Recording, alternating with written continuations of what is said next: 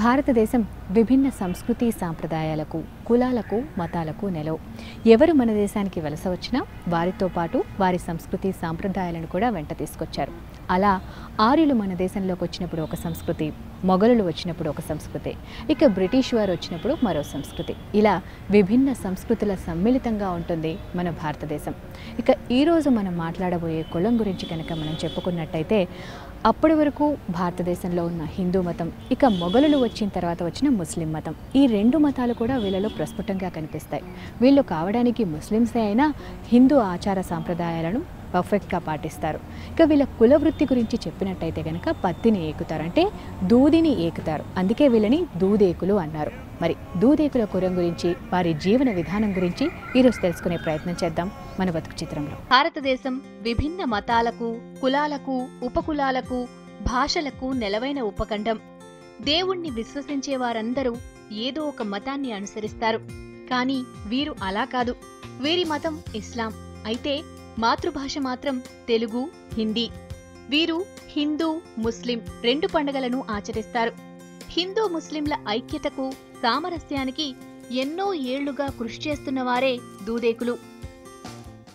ఏ కులమని నన్ను వివరం అడిగితే ఏమని తెలుపుదు లోకులకు, పలుగాకులకు, దుర్మార్గులకు, ఈ దుష్టులకు. ఇది 300 ఏళ్ల క్రితం దూదేకుల సిద్ధప్ప చెప్పినటువంటి తత్వం. హిందూ ముస్లిం మతాల కలయికే ఈ దూదేకులు. వీరు లౌకికవాదులు, మృదు స్వభావులు. స్వాతంత్రోద్యమంలో వీరి రాట్నం కీర్తినందుకుంది. అయితే స్వాతంత్రానంతరం వీరి బతుకులు దుర్భరమయ్యాయి. మన దేశంలో దూది ఏకేవాళ్లనే దూదేకులు అన్నారు. పత్తి నుంచి దూదిని ఏకడం, దానిని దారంగా మార్చడం వీరి ప్రధాన వృత్తి. మన రాష్ట్రంలో వీరిని దూదేకులని, కొన్ని ప్రాంతాల్లో పింజారీలని పిలుస్తున్నారు. దూదేకులు, పింజారీ, భాయి, పింజా కుట్టాయి, పంజరీ, లడాఫ్, నూర్ భాష, ఇలా వీరిని అనేక ప్రాంతాల్లో అనేక పేర్లతో పిలుస్తారు. అయితే అన్ని భాషల్లోనూ వాటి అర్థం దూదిని శుభ్రం చేసేవారనే. అంటే వీరు మన దేశంలో ఎన్నో ఏళ్లుగా, మనం ఇప్పుడు రెగ్యులర్గా చూస్తే గనక మన సోఫా సెట్లు కానీ, పరుపులు కానీ, దిండ్లు కానీ, ఇవన్నీ మనకి ఫోమ్తో తయారైనవి కనిపిస్తాయి. కానీ ఒక 20 సంవత్సరాల వెనక్కి వెళ్ళి చూస్తే మనకప్పుడు సోఫాస్ కానీ, పరుపులు, దిళ్ళు ఇలావన్నీ కూడా దూదితో తయారయ్యేవి. మరి దూది ఎక్కడి నుండి వస్తుంది? పత్తి నుంచి. మరి పత్తి మనకు సహజ సిద్ధంగా చెట్ల నుంచి ఈ పత్తి వస్తుంది అని చెప్తారు. మనందరికీ కూడా తెలుసు. మనందరికీ తెలుసు కదండి పత్తి గింజలు. ఆ గింజ చుట్టూ పత్తి ఫామ్ అవుతుంది. అండ్ ఇదంతా కూడా పత్తి అనేది ఒక మృదువైన దారాన్ని తీయగల ఒక పీచు పదార్థం.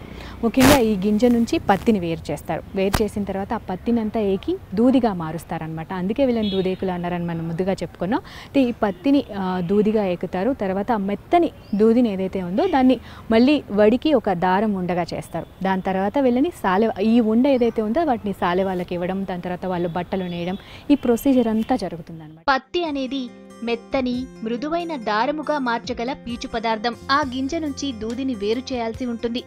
ఆ మొక్క పీచును వడికి దారాలుగా చుట్టి బట్టగా నేస్తారు. ప్రపంచంలో బట్ట నేయడానికి అత్యధికంగా వాడే ప్రకృతి సహజమైన పీచు పదార్థం ఈ పత్తి. పత్తిని బట్టగా నేయడం మన దేశంలో వస్తున్న ప్రాచీన వృత్తి. సింధు నాగరికత కాలం నుండే ఈ వృత్తి ఆచరణలో ఉంది అంటానికి ఆనవాళ్లు ఉన్నాయి. భారతదేశంలో హిందూ మతానికి ప్రత్యామ్నాయంగా వచ్చిన అనేక మతాలను ఇక్కడి ప్రజలు ఆదరిస్తూ వచ్చారు.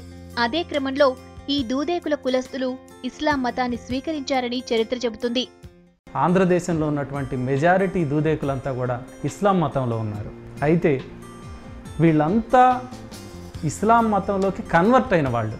ఆ హిందూ మతపు బేస్ నుంచే, అలాంటి ఒక నేపథ్యం నుంచే వీళ్ళందరూ కూడా సూఫీ ప్రచారంలో భాగంగా హిందూ మతంలో ఉన్నటువంటి అణిచివేత నుంచి బయటికి రావటం కోసం, తమను తాము ఆత్మగౌరవంగా బతికించుకునేటట్టు చేసుకోవడం కోసం, తమ ఆత్మగౌరవం కోసం మతం మారారు. సో అందులో బేసిక్గా సూఫీ ప్రవక్తల బోధనలతోటి, సూఫీ ప్రవక్తలు చేసినటువంటి ప్రచారంతో వాళ్ళు వీళ్ళని దగ్గరికి తీయటం, వీళ్ళకి చదువు చెప్పటం లాంటి ప్రయత్నాల్లో భాగంగానే వీళ్ళందరూ కూడా ఇస్లాం మతంలోకి మారారు. మొదట పింజ నుంచి దూదిని వేరు చేసి శుభ్రం చేస్తారు. ఆ తరువాత ఏకులను చుట్టి రాట్నం వడికి ఆసుపోస్తారు. దాంతో వారు దూది ఏకి ఏకులను నేతపని వారికిస్తే వారు దారం తీసి బట్టనేస్తారు. పనికి బయలుదేరుతామండి. మాకు కావాల్సిన పనిముట్లు తాళ్ళు ఉంటాయి, లబ్బర్లు ఉంటాయి, కమాన్ ఉంటుంది, దిస్తా ఉంటుంది, కర్రలు ఉంటుంది, బ్లేడ్లు, కత్తెరలు అవన్నీ ఉంటాయండి. మేము పనికి బయలుదేరుతాం. పనికి బయలుదేరితే ఏ మహారాజు పిలిచినా కానీ మేము పాల డబ్బులు తెచ్చుకోవడానికి ఆస్కారం ఉంటుంది. ఇది ఉంటే ఎవరైనా పిలుస్తారండి. పని చేస్తామని అర్థమైపోద్ది వాళ్ళకి. పిలిస్తే మేము పాల డబ్బులు తెచ్చుకుంటాం. దాని మీద ఏంటి రోజు ఇట్లా దీవిస్తున్నాం. దీనికి వీరు వాడే ముఖ్య సాధనం కమాన్. ఈ కమాన్ను తీసుకుని ఊరూరా తిరిగి పనిచేసేవారు. ఈ కమాను చూస్తే మాకు పట్టు నిండుతుందండి. దీన్ని చూసుకుంటే మాకు ఎంతో శక్తి వస్తుందండి. ఇది కమాను చూడంగానే రేపు మాకు గడిసిద్ది అనే ఒక ధైర్యం ఉంటుందండి. చాలా మంది అనారోగ్యం బారిన పడుతున్నారు. కమాన్ అంటే దూది ఆగడానికి బ్రేక్ వస్తుంది. దూది ఆగడానికి కమానికి నరం, తుండు, దిష్ట అవి ఉంటాయండి. దూది కర్ర కొట్టుకునే కర్రతో దూది కొట్టుకుంటాం, ఎగుతాము. దూది ఎక్కి పరుపులు పెట్టి కుట్టిస్తామండి. అది పరుపు కమాన్తో పనిచేసే పని. నువ్వు ఎవరు పిలిచినా దాన్ని తీసుకెళ్ళి చేసిచ్చి ఇస్తాం. దూది కర్రతో కొట్టుకుంటాం. బాగా మెత్తగా అయినాక దాన్ని పెట్టి కమాన్ కడతాం. కమాన్ కట్టినాక దాన్ని బట్టి దూది ఎగుతాం. దూది ఎక్కిందంతా ఇది అవతల పడుద్ది. గట్ల ఉన్నాయండి. నేను ముందుగా చెప్పినట్టు వీళ్ళలో 2 మతాలకు సంబంధించిన సంస్కృతి సాంప్రదాయాలు బాగా కనిపిస్తాయి. అంటే వీళ్ళు అవటానికి ముస్లిమ్స్ అయినా కూడా తెలుగు చాలా చక్కగా మాట్లాడతారు. ఎంత అమోఘంగా మాట్లాడతారు, ఎంత బాగా పట్టు ఉంది అంటే ఒక చిన్న ఎగ్జాంపుల్ చెప్పాలంటే వీళ్ళలో చాలామంది కవులు ఉన్నారు, కళాకారులు ఉన్నారు. 2 మతాలకు సంబంధించిన ఆచార సాంప్రదాయాలను మెయింటైన్ చేయటం, అదేవిధంగా బ్యాలెన్స్ చేయటం, ఇటు ముస్లిమ్స్కి సంబంధించిన ఆచార సాంప్రదాయాలను పాటించడం, ఇటు హిందూ మతానికి సంబంధించిన ఆచార సాంప్రదాయాలను పాటించడం అనేది మామూలు విషయం కాదు. అదేవిధంగా రెండింటినీ కూడా బ్యాలెన్స్ చేయటం అనేది చాలా గొప్ప విషయం. వీళ్ళని గొప్ప లౌకికవాదులు అని చెప్పచ్చు. ఇక కళాకారుల విషయానికి వస్తే దేశం గర్వించదగ్గ నాదస్వర సామ్రాజ్యాన్ని ఏలిన షేక్ చినమౌలానా ఒకరైతే, ఇక బుర్రకథ పితామహుడు నాజర్ వీళ్ల కులానికి సంబంధించిన వారే. దూదేకులు ఇస్లాంలో ఉపకులంగా ఉన్న వీరి మాతృభాష తెలుగే. తెలుగు భాషపై వీరికి అమోఘమైన పట్టుంది. వీరు ఇతర ముస్లిం సోదరులను కలిసినప్పుడు సలామాలేకుం అంటూ పలుకరించినా ఇంట్లో మాత్రం తెలుగే మాట్లాడతారు. హిందూ సాంస్కృతికమైనటువంటి మూలాలు కలిగి ఉన్న ముస్లింలు వీళ్ళు. అందుకనే దూదేకులం కులస్తులందరూ కూడా ఎక్కువ మంది తెలుగు మాతృభాషగా కలిగి ఉంటారు ఈ రాష్ట్రంలో. ఎందుకు తెలుగు మాతృభాషగా కలిగి ఉన్నారు అని అంటే ఇస్లామైజేషన్ ప్రాసెస్లో వీళ్ళు పూర్తిగా ముస్లిమైజ్ కాలేదు. అంటే ప్రాసెస్ ఆఫ్ చేంజ్ ఏదైతే ఉంటుందో, ఈ కన్వర్షన్ ప్రాసెస్ ఏదైతే ఉంటుందో అందులో ఇస్లాం మతానికి సంబంధించినటువంటి సాంస్కృతిక లక్షణాలన్నింటినీ కూడా వీళ్ళ జీవితంలోకి పూర్తిగా తెచ్చుకోలేదు ఇంకా. సో తెచ్చుకునే ప్రాసెస్లో ఇస్లాం కూడా వీళ్ళ మీద అంత ఫోకస్ పెట్టలేదు. హిందూ మతంలో ఎట్లయితే 2వ తరగతి పౌరులుగా, కింది కులాల వాళ్ళుగా ఉన్నారో అదే పరిస్థితి ఇస్లాంలోకి వచ్చాక కూడా ఉంది వీళ్ళల్లో. కారణం ఏంటంటే ఈ ప్రాసెస్ ఆఫ్ కన్వర్షన్ అనేటువంటిది ప్రాపర్గా లేకపోవటం వల్ల పూర్తి ఇస్లామీయతని, పూర్తి ముస్లిమీయతని వీళ్ళు అడాప్ట్ అంతేకాదు దూదేకుల వారిలో దేశం గర్వించదగ్గ కళాకారులు కూడా ఉన్నారు. ముఖ్యంగా నాదస్వర సామ్రాజ్యాన్ని ఏలిన షేక్ చినమౌలానా ముఖ్యంగా దేవాలయాల్లో, పండుగల్లో, దేవుళ్ల ఊరేగింపుల్లో, పవరింపు సేవల్లో దూదేకుల నాదస్వరాలాపన ఎంతో ప్రాముఖ్యత కలిగి ఉంది.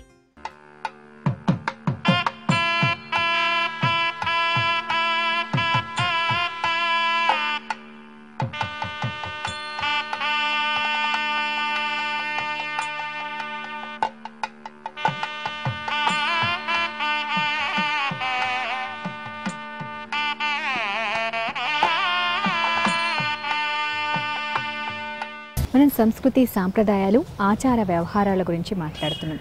ఇక వీళ్ళలో సంస్కృతి సాంప్రదాయాలు 2 మతాలకు సంబంధించి వారిన కొన్నిట్లో మాత్రం కొంచెం డిఫరెన్సెస్ కనిపిస్తాయి. అంటే వీళ్ళలో వివాహం మనం ముస్లిం ఆచారం ప్రకారం చూడొచ్చు, ముస్లిం సాంప్రదాయం ప్రకారం వీరిలో వివాహం జరుగుతుందన్నమాట. ఇక పండుగల విషయానికి వస్తే కనుక 2 మతాలకు సంబంధించిన పండుగల్ని సెలబ్రేట్ చేసుకుంటారు. ఇటు ముస్లింలకు సంబంధించిన రంజాన్ని, బక్రీద్ని ఎంత బాగా జరుపుకుంటారో అదేవిధంగా హిందూ మతానికి సంబంధించిన వినాయక చవితి, దీపావళిని అంతే సంబరంగా జరుపుకుంటారు. ఇక మనం యూజువల్గా ఆయుధ పూజని దుర్గాష్టమి రోజు కానీ, దసరా రోజు కానీ చేస్తాం. కానీ వీళ్ళు మాత్రం ఆయుధ పూజని బక్రీద్ రోజు చేస్తారు. దూదేకుల జీవన విధానం హిందూ ముస్లిం మతాల కలయిక. వీరు ఇస్లాం స్వీకరించినప్పటికీ గ్రామాల్లో అధికంగా జీవిస్తుండటంతో ఎక్కువగా హిందూ మత ఆచార వ్యవహారాలను నేటికీ అనుసరిస్తున్నారు. ముస్లిం పండుగలతో పాటు హిందూ పండుగలను కూడా జరుపుకుంటారు. రంజాన్, బక్రీద్లతో పాటు వినాయక చవితి, దీపావళి వంటి హిందూ పండుగల్లో చురుగ్గా పాల్గొంటారు. అయితే ఆయుధ పూజ మాత్రం హిందువులకు భిన్నంగా దసరా రోజున కాకుండా బక్రీద్ రోజున చేస్తారు. ఇంకా వీరి వివాహాలు ఇస్లాం ఆచారాల ప్రకారమే జరుగుతాయి. వివాహాలలో తమ కులం వారినే ఎన్నుకొని ఖాజీతో ఇస్లాం మత సాంప్రదాయాన్ని అనుసరించి నిఖా జరుపుకుంటారు. ఇస్లాం మతంలో లాగా వీరిలో పరదా పద్ధతి లేదు. దూదేకులు నిజమైన లౌకికవాదులు. వీరు రెండు మతాలను సమానంగా గౌరవిస్తూ ఆచరిస్తూ వస్తున్నవారు. వీరు మాత్రం మేము భారతీయులమని చెప్తున్నారు. ఎవరూ ప్రబోధించకుండానే వీరు ఆచరణలో లౌకికవాదులుగా నిలుస్తున్నారు. మతాలకు అతీతంగా ప్రజాస్వామికంగా జీవనం సాగిస్తున్న గొప్ప లౌకికవాదులు దూదేకులు. ఈ దేశంలో నంబర్ 1 సెక్యులరిస్ట్ ఎవరైనా ఉన్నారు అని అంటే వాళ్ళు మొదటి కమ్యూనిటీ దూదేకులు. వాళ్ళల్లో ఇండియన్ కల్చర్ అని చెప్పబడేటువంటి హిందూ సంస్కృతి, అట్లాగే ముస్లిం సంస్కృతి కలగలిసి కనపడుతుంది వాళ్ళల్లో. ఇన్నాళ్ళు మనం చూసిన కుల వృత్తుల్లాగే ఈ వృత్తి కూడా, అంటే దూదేకుల వృత్తి కూడా, అందులో జీవిస్తున్న వారి పరిస్థితి కూడా చాలా దయనీయంగా మారింది. అంటే ఆధునిక పరికరాలు వచ్చాయి, జిన్నింగ్ మిల్లు వచ్చాయి. కొన్ని రోజుల తరబడి సాగే పని కొన్ని గంటల్లో, క్షణాల్లోకి వచ్చేసింది. దానివల్ల మనం చూసాం కమ్మరిలో కొలిమి ఎలా రాజుకోకుండా అయిపోయిందో, కుమ్మరిలో సారె ఎలా మూలన పడిందో, వీళ్లలో కూడా వీరి పనిముట్లకు పని లేకుండా పోయింది. వీళ్ళు చేసే పనికి విలువ లేకుండా పోయింది. అసలు వీళ్లకు పనే లేకుండా పోయింది, అంటే వృత్తే లేకుండా పోయింది. దూదేకుల పరిస్థితి దుర్భరంగా మారడానికి ముఖ్య కారణం అందుబాటులోకి వచ్చిన ఆధునిక పరికరాలు. జిన్నింగ్ మిల్లు రాకతో వీరి కష్టాలు మొదలయ్యాయి. ఇంతకుముందు గంటల తరబడి చేసే పనిని యంత్రాలు క్షణాల్లో పూర్తి చేయడంతో వీరికి కష్టాలు ఎక్కువయ్యాయి. జిన్నింగ్ మిల్లుల సంఖ్య ఎక్కువ కావడం, వీరికి అనుబంధమైన చేనేత కూడా సంక్షోభంలో పట్టంతో వీరికి పని దొరకని పరిస్థితులు ఏర్పడ్డాయి. ఇప్పుడు వీరి పనిముట్టుకు పని లేదు, వీరి పనికి విలువ లేదు, వీరికి ఉపాధి లేదు. ఈ దూదేక వృత్తి అనాదిగా మాది కుటీర పరిశ్రమ అండి. మా ఇళ్లల్లో అందరూ కూడా ఈ పని మీద ఆధారపడేవాళ్ళు. పూర్వం ఎప్పుడో మేమంతా బాగానే బతికేవాళ్ళం, కానీ ఈ స్వతంత్రం రాకముందు 1818లో బ్రిటిష్ వాళ్ళు జిన్నింగ్ మిల్లులు జిన్నింగ్ యంత్రాంగం భారతదేశం తీసుకొచ్చేటప్పుడు మేము భారతదేశంలో జిన్నింగ్లో వస్తే మా చేతి పని పడిపోవద్దని మేము ఉద్యమాలు చేసామండి. అయితే ఆ బ్రిటిష్ వాళ్ళు వచ్చిన తర్వాత మాది ఖాదీ పని పోయింది, ఏకే పని పోయింది, పత్తి నుంచి ఇత్తు తీసే చరకా పని పోయింది, రాట్నం ఏకులు తీసి ఏకుల నుంచి దారం తీసేవాళ్ళం, దారం పని పోయింది. అన్ని జిన్నింగ్ మిల్లులు, స్పిన్నింగ్ మిల్లులు వచ్చి మా చేతి పనులన్నీ కూడా సర్వనాశనం చేసేసి మేము అనాథులు అయిపోయామండి. మా పిల్లల్ని చదివించుకోలేకపోతున్నాం. మా పిల్లలు ఈ పని మీద చేసిన ఇళ్లలో ఎక్కడ కూడా 10th చదివి ఉన్నోళ్ళు ఎక్కడా లేరండి. ఇంటర్ కానీ 10th కానీ చదివిన వాళ్ళు లేరండి. ప్రభుత్వం తలుచుకుంటే వీరికి ఇప్పటికీ పని కల్పించగలదు. ప్రభుత్వ ఆసుపత్రులకు, హాస్టళ్లకు పరుపులు, దిండ్లు చేసే పని వీరికి అప్పచెప్పవచ్చు. అయితే ప్రభుత్వానికి ఆ ఆలోచనే లేదు. ఈ వృత్తి కోల్పోయిన దూదేకులు వ్యవసాయ కూలీలుగాను, బ్యాండ్ మేళాల్లోనూ సోడాలు అమ్ముకుంటూ, మెకానిక్ పనులు చేసుకుంటూ జీవనం సాగిస్తున్నారు. వృత్తి దగ్గరకు వచ్చేసరికి వీళ్ళు హిందూ మతంలో ఉండగా నవారు నేత పని, పరుపులు గుట్టడం, గుంట మగ్గం నేత ఇవి చేసేవాళ్ళు. అంటే పత్తిని శుభ్రం చేసేటువంటి వృత్తి. ఆ వృత్తే వీళ్ళకి తర్వాత కూడా కంటిన్యూ అయింది.